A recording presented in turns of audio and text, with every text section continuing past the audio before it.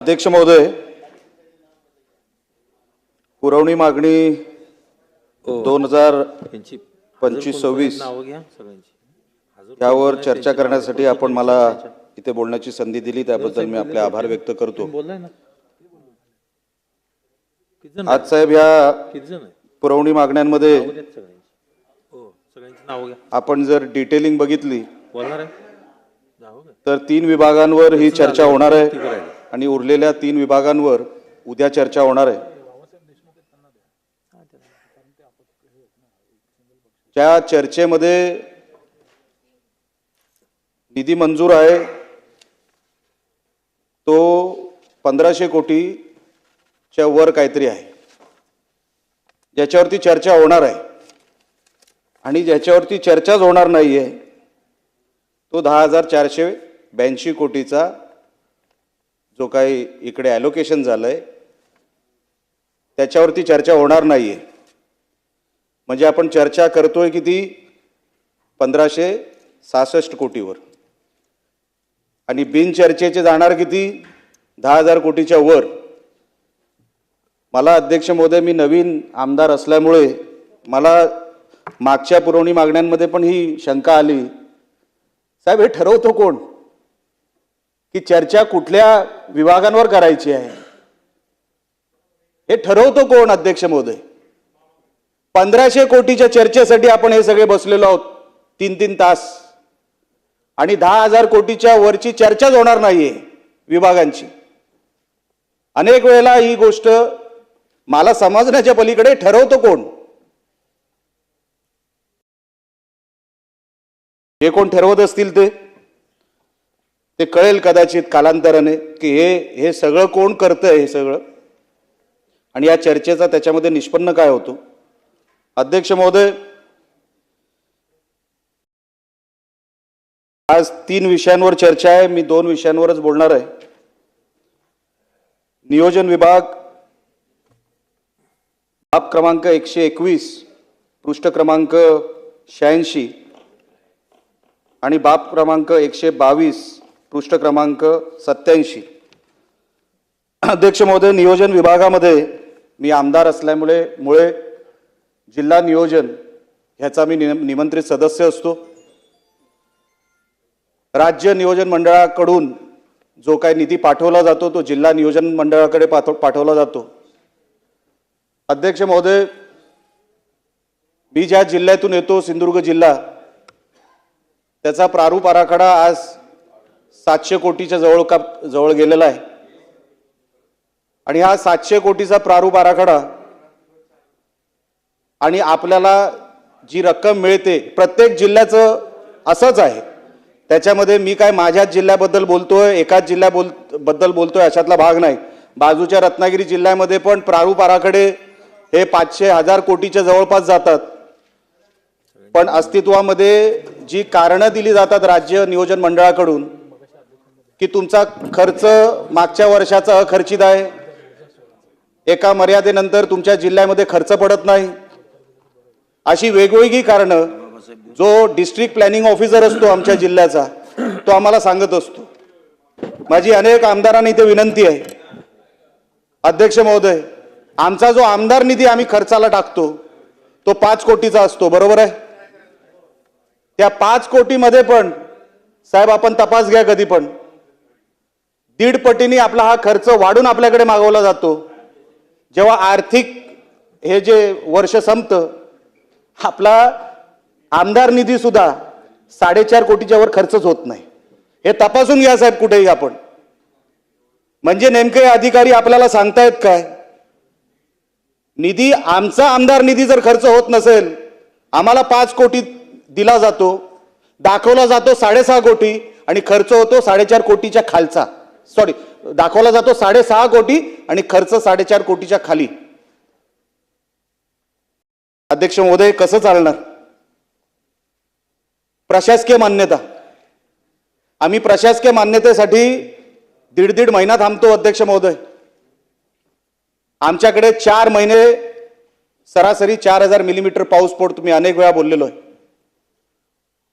सलग 4 महिने आमच्याकडे प्रचंड पाऊस असतो, कसलीच विकास कामं, रस्त्याची तर सोडूनच द्या, कसलीच विकास कामं आमच्याकडे त्या 4 महिन्यामध्ये करू शकत नाही अशी परिस्थिती आहे.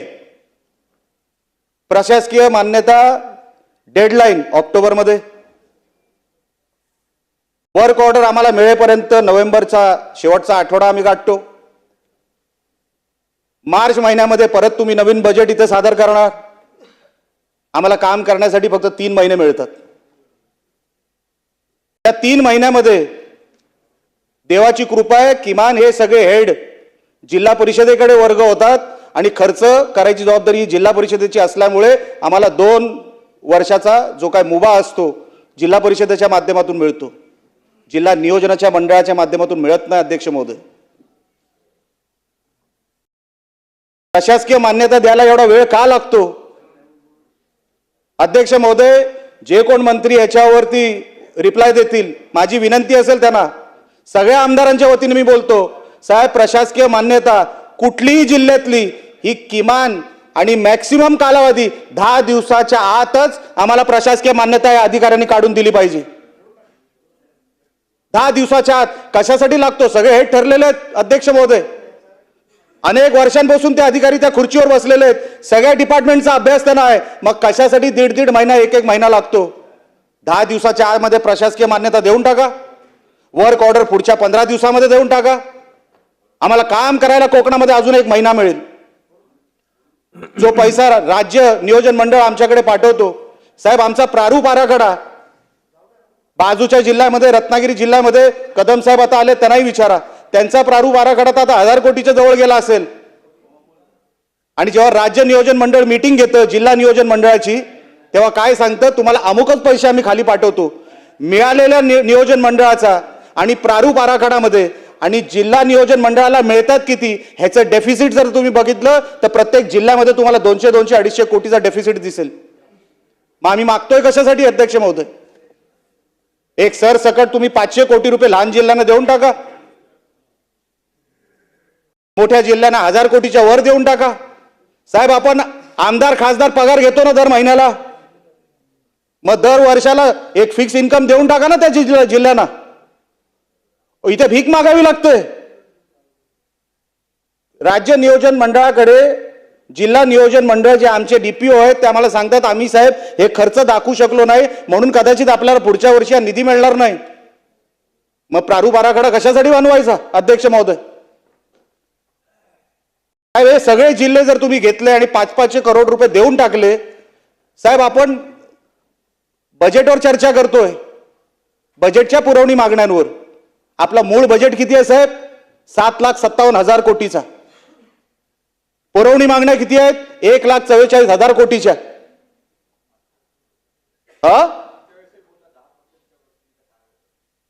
मला एक सांगा अध्यक्ष महोदय, जर प्रत्येक जिल्ह्याला लहान जिल्हे 500, मोठे जिल्हे 1000 आणि 1500 जर तुम्ही फिक्स देऊन टाकले, काय बिघडणार आहे आपल्या आर्थिक व्यवस्थेमध्ये? काय बिघडणार आहे? इथे नियोजन मंडळाला सांगावं लागतं, आम्ही हे पुढच्या वर्षी करू, आमच्याकडे पाऊस खूप पडला, सरासरी 4000 मिलीमीटर नाही, यावेळेस 4500 मिलीमीटर पडला, हे कन्व्हिन्स करावं लागतं. आणि मग आमदार बोलणारच आम्हाला निधी अपुरा पडतो. म्हणून माझी अध्यक्ष महोदय आपल्याला विनंती आहे की एक एक जिल्ह्याला फिक्स इन्कम देऊन टाका. कशासाठी ही भानगड पाहिजे? प्रत्येक वेळेला त्या जिल्हा नियोजनाच्या बैठकीत जावं आणि मग ते प्रारूप आराखडे बघावे आणि मग आम्ही प्रश्न विचारायचे, हे पैसे मिळणार कधी? असं कुठेतरी आपल्याला आपल्या आर्थिक व्यवस्थेमध्ये अध्यक्ष महोदय हे बदल करावे लागतील. कारण का आता काळ बदललाय, येणाऱ्या काळामध्ये आपल्याला हे 100% बदल करावे लागतील. एवढी विनंती आपल्या निमित्ताने मी सभागृहाला करतो. दुसरा मुद्दा, सार्वजनिक आरोग्य विभाग, बाब क्रमांक 124 पृष्ठ क्रमांक 90, 125 पृष्ठ क्रमांक 90, 126, 91 पृष्ठ क्रमांक. अध्यक्ष महोदय, कंत्राटी सेवेमध्ये 32 कोटी 88 लाख रुपये खर्चाची तरतूद करण्याचं सुचवलं गेलेलं आहे. अध्यक्ष महोदय, कंत्राटी सेवा प्रत्येक जिल्ह्यामध्ये आहे, त्याच्याबद्दल काय वेगळं सांगायची काय मला काही गरज नाही. हे जे कॉन्ट्रॅक्टर जे आहेत साहेब, हे कॉन्ट्रॅक्टर ज्यांची आपण बिलं भरतोय 32 कोटी 88 लाखाची, हे प्रत्येक जिल्ह्यामध्ये अध्यक्ष महोदय काय सेवा देत आहेत ह्याच्यावरती कधीतरी एक वेगळी चर्चा झाली पाहिजे. कसली सेवा देत आहेत हे कॉन्ट्रॅक्टवर जे काय मॅन पॉवर सप्लायर आहेत, कसली सेवा देत आहेत हे साहेब? आमच्या एका, आता तुम्ही थकबाकी म्हणाल तर ही थकबाकी फक्त कॉन्ट्रॅक्टरांना देण्यासाठी, तर आमच्या जिल्ह्यामध्ये समजा आपल्या महिला हॉस्पिटल त्यामध्ये 53 कर्मचारी आहेत आणि 4 कंपन्यांना कॉन्ट्रॅक्ट दिलेला आहे, 4 कंपन्यांना, आणि त्यांचा थकीत पगार हा एक प्रत्येकी काहीतरी 40,000 आहे. हे सगळे मिळून कंत्राटी सेवेमध्ये हे जे कोण सप्लायर आहेत, कॉन्ट्रॅक्टर आहेत, ह्यांची थकबाकी आता साहेब 4 कोटी 4.5 कोटीच्या वर गेलेली. आमचा जिल्हा लहान आहे. आता मला सांगा, कॉन्ट्रॅक्टरांची लबाडी बघा. आता ह्यांचं कुठेतरी कुठल्या तरी डिपार्टमेंटची यांचं जुळवाजुळव झालेली असते, हे ते पैसे काढतात कसे तरी. खाली कर्मचाऱ्यांना मिळतायत का? खाली कामगारांना मिळतायत का? तपासून घ्या साहेब, तपासून घ्या. या कॉन्ट्रॅक्टरना आपण पैसे देतोय सरकार म्हणून. हे 32 कोटी रुपये पुरवणी मागण्याच्या माध्यमातून आपण तरतूद करून ठेवलेली आहे. हे प्रत्येक जिल्ह्यामध्ये 5-5, 10-10 कोटी रुपये गेले, ते कॉन्ट्रॅक्टरांना गेले. ते कॉन्ट्रॅक्टर खाली देणार आहेत का? ह्याचा तपास कधीतरी झाला पाहिजे साहेब. 15 वित्त आयोगामध्ये आणि त्यांच्या शिफारशीनुसार आरोग्य सेवा बळकट करण्यासाठी 178 कोटीची तरतूद ह्या वर्षात तुम्ही करा असं सांगण्यात येत आहे. ते होईल की न होईल हा नंतरचा भाग आहे.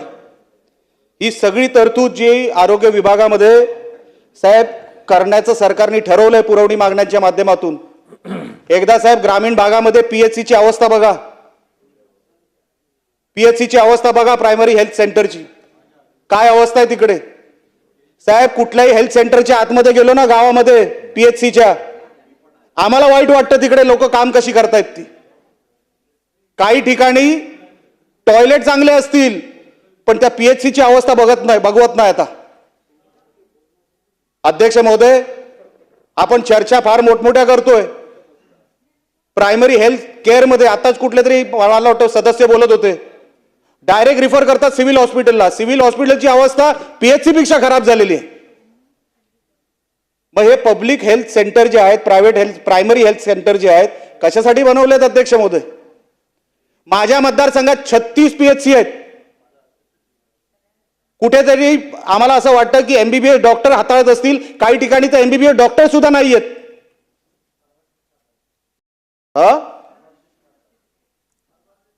फार्मासिस्ट काही ठिकाणी सदस्यांचं म्हणणं आहे फार्मासिस्ट हाताळतात. अध्यक्ष महोदय, आपण पीएचसी जर महाराष्ट्रामध्ये धड करू शकलो नाही, आपण कुठल्या आरोग्य सेवेची चर्चा करतोय, कुठल्या निधीची चर्चा करतोय? या पीएचसी प्रत्येक गावाचा एक आधार आहे. आमच्याकडे पाऊस जास्त आहे, जंगलं जास्त आहेत, सर्पदंश होतो, त्याच्यावरती अँटीडोट नाही अध्यक्ष महोदय. आमच्याकडे 358 औषधं पाहिजे, 358 प्रकारची औषधं पाहिजे प्रत्येक जिल्ह्यामध्ये. आहेत किती जाऊन विचारा.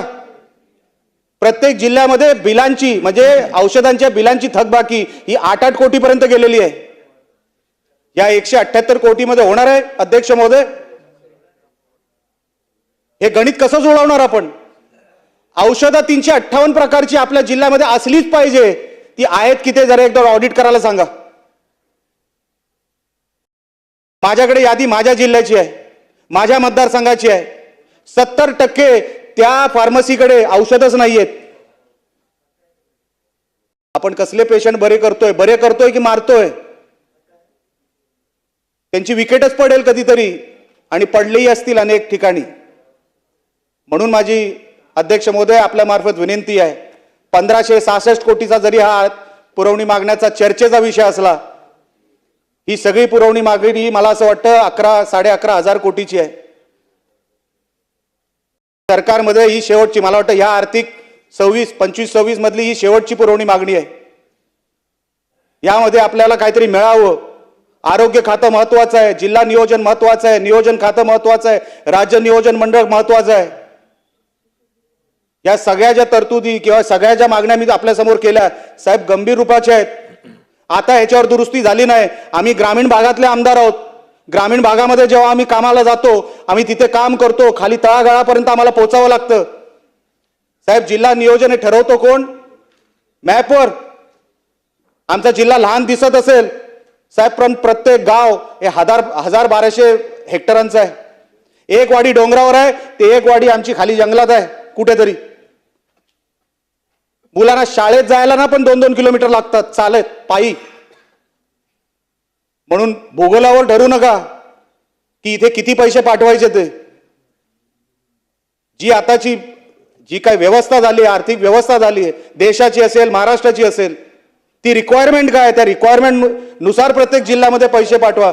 एवढी विनंती अध्यक्ष महोदय या निमित्ताने मी करतो आणि आपण मला बोलायला संधी दिली त्याबद्दल आपले आभार मानतो. धन्यवाद.